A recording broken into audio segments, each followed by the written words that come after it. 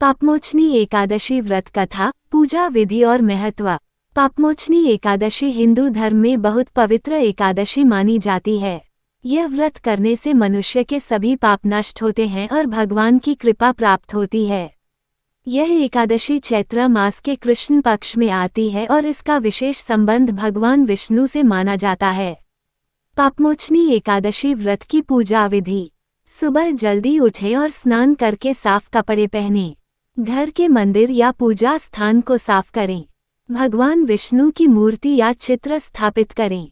दीपक जलाकर फूल, तुलसी, धूप और फल अर्पित करें। भगवान विष्णु के मंत्र या नाम का जप करें। एकादशी व्रत का संकल्प लें और पूरे दिन उपवास रखें। शाम को भगवान की आरती करें और व्रत कथा सुने या पढ़ें। अगले दिन द्वादशी को दान पुण्य करके व्रत का पारण करें। पापमोचनी एकादशी व्रत कथा। प्राचीन समय में मेधावी ऋषि नाम के एक महान तपस्वी ऋषि थे।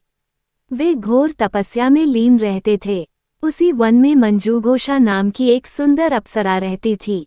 एक दिन मंजूघोषा ने अपनी सुंदरता और संगीत से मेधावी ऋषि की तपस्या भंग कर दी। इससे ऋषि को बहुत क्रोध आया और उन्होंने उसे पिशाच बनने का श्राप दे दिया। श्राप से दुखी होकर मंजूघोषा ने क्षमा मांगी।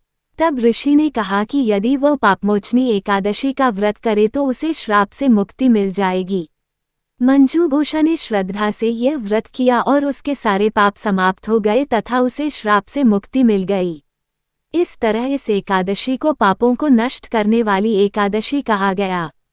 व्रत का महत्व। इस व्रत से पापों का नाश होता है। मन को शांति और पुण्य की प्राप्ति होती है।